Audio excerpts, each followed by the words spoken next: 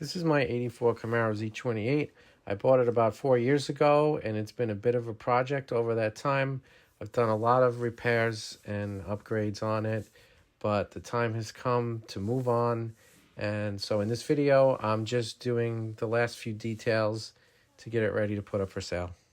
So this will be like the 5th or 6th different cooling fan sensor I'm going to try. This one is from Ron Francis. It's a little bit more expensive. A lot more expensive, but it looks like it has the factory style connector, which is nice. And this one's supposed to turn on at 200, the fan, and off at 185, right? So it's a little bit higher temperature than the other ones, which is fine. It's still gonna be better than the 235, which is what the stock turn on is. So I gotta just get down there, unscrew it from the head, and then quickly try to screw this in without losing too much water. I've got the little catch pan underneath, and yeah, so I'm going to, so let's give it a try. All right, just verified the fan on the Camaro. So I just verified the new fan turn on switch. Shocked it actually works. It comes on at about 200 and goes off around 190 or a little bit lower. So that's exactly what I wanted. It's way better than the factory one and the other ones that didn't work. The gauge on the car is not really accurate. I mean, it doesn't really go past that first hash mark, which seems low, but according to my infrared sensor, it's pretty much exactly 200. I'll show you.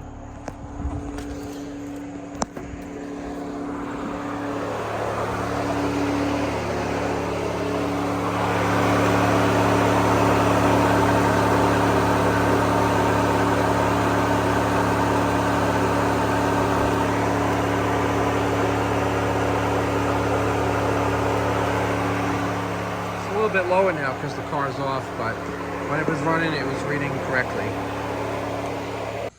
So we'll see how it holds up, because I've had others work and die, but I have hopes for this one. Yeah, so I recommend the Ron Francis fan turn on switch.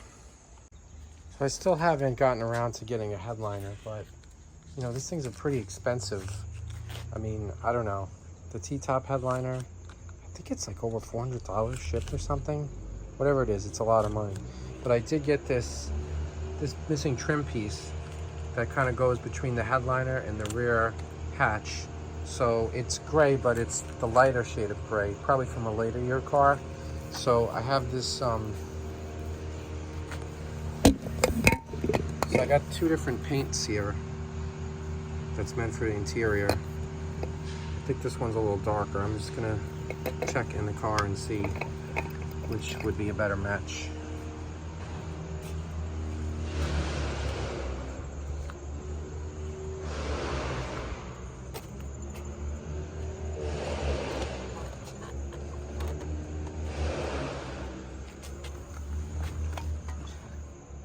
Probably like match it to this.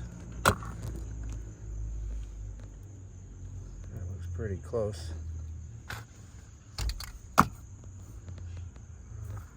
Pretty close too. I think maybe this one's a little bit closer. To prep it with paint, the other day I washed it with Simple Green and hosed it off, and then I used this wax and tar remover.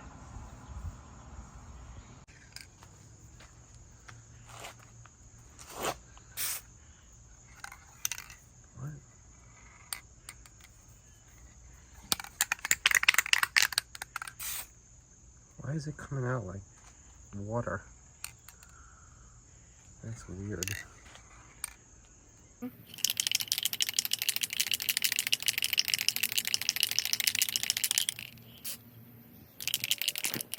Okay, that was weird. So at first it was just coming out like solvent or water. I guess I hadn't shaken enough. I really shook the can a lot more, and then it started coming out like paint. So this is one light coat.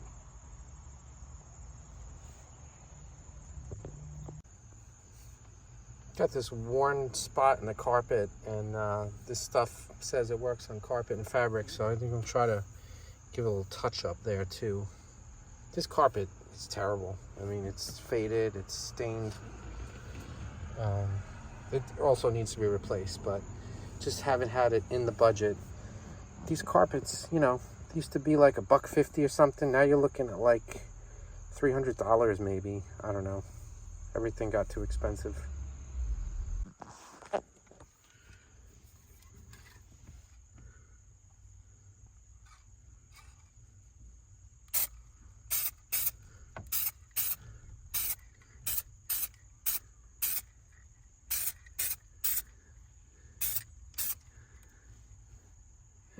Camouflages it a little bit, I guess, or maybe it just looks much worse. We'll see when it dries. I need 2 hands for this.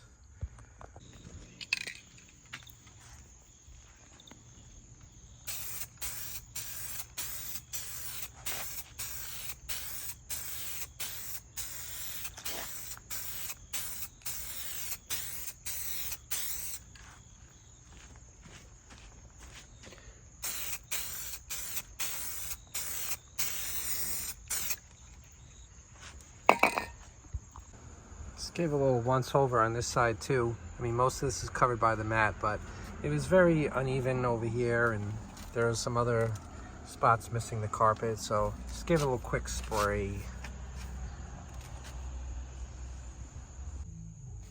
One other detail is I was always missing the cover for the dome light, so I got this replacement like, I don't know, a year ago. Just getting around to putting it on.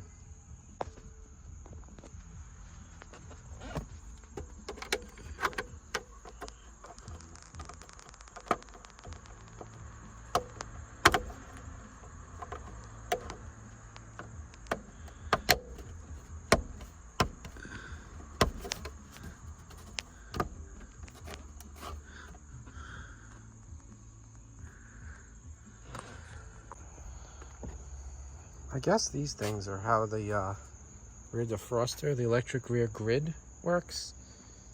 This was just dangling here, attached to nothing. Looks ugly. Don't use the rear grid. I mean, it didn't work anyway. I don't understand these frayed, exposed wires. This side too, I can understand if it's a ground, but was that how the power was being fed? Through the lift? I have no idea. Yeah, I guess so. I guess the power was going through these things, but that's no good. So I'm just taking them off for now. This is not looking so great either. I could probably just spray it with that paint, which matches pretty good. Same with this. Conveniently, I just found some masking supplies in my mailbox.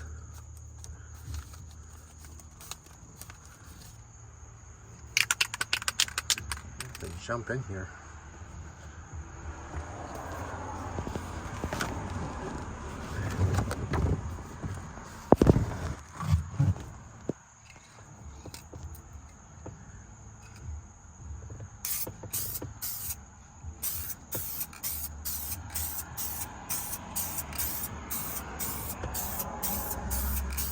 All right, gotta do my 2-hand deal here. All right, I'm just gonna put this down, focus on getting this right. What's pretty good about this stuff is it matches so well that you could just paint the faded areas, and like down here, I didn't have to paint because it wasn't faded, and it kind of blends pretty good.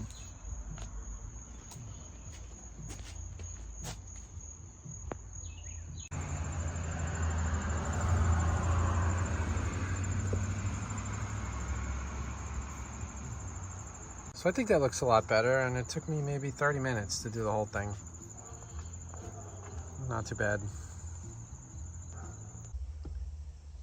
Rear trim piece is installed. just needs the headliner now. I'll be leaving that for the next owner. The other thing I got was I got a new rear view. They have these at like AutoZone, Advanced Auto. I think it was like $24, $25. There's nothing wrong with this one, but this is the original one out of the Grand National, which I had borrowed the one from this car from my Cutlass, which I sold. So now I want to keep the OEM Grand National one, and I got this replacement one to put in the Camaro. Hopefully fits right in place. Well, this new mirror is no good. I mean, look what happens when you tighten the screw. That's as tight as it gets. It's, I don't understand. I guess they want you to use the mounting piece that it comes with, but I'm sorry, I'm not, how am I supposed to get that off? I mean, are you kidding me? That's annoying. So they tell you you could use the original mount if you still have it. Will fit on the original mount. It doesn't. This is like a wedge, the one they give you, and what's here is very different. So there's no way it's gonna stay on there. It's just loose and flopping, and you hit a big bump, it'll probably just fall off. So can't use it, no good. I'm gonna have to try to find myself another OEM mirror.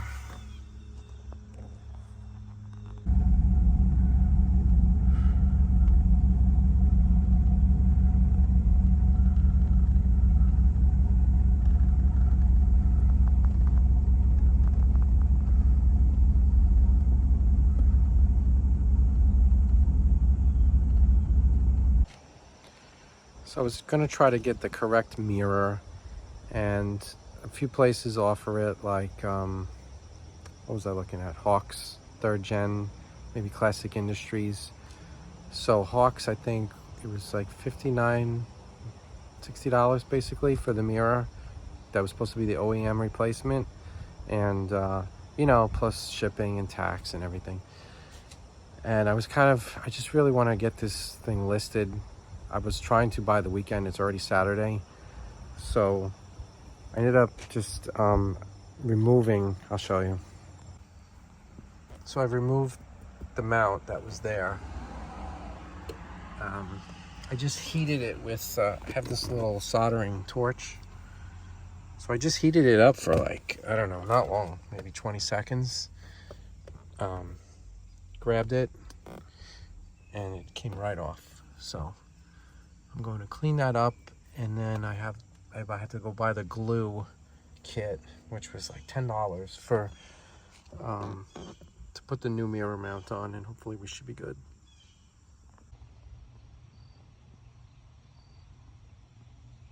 You can see the difference between these two. So this is the one that was on the car, and this is the one that came with the universal replacement. You can see the edge is completely different shape. I don't know, it seems like whenever something's universal replacement, it pretty much never fits, never works out without some work and some modifications. So before I scraped off the old adhesive and cleaned it, on the outside of the glass I just drew a little mark as to where it should be. And now I have the cleaner they give you with the glue kit. So I have to wipe the glass and the mount.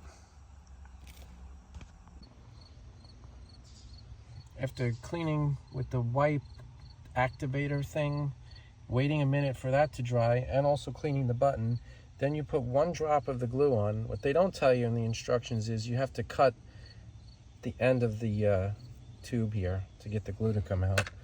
So did that, and then you press it against the window and hold it for 1 minute. Now they say wait 30 minutes before putting the mirror on. New rear view is holding up pretty well. It's been on there for several days now, and I think that was the final thing. I cleaned it all up, washed it, and yeah, so I put it up on Facebook Marketplace. It's been up for a couple of days now. A few people have messaged me, but nobody has actually come to see it yet. But if anyone's interested, I could put a link. Yeah, I'll put a link in the description to this video if anyone's interested. I'm asking $8,900. If you watch my channel at all, you know pretty much all about the car. It's really nice.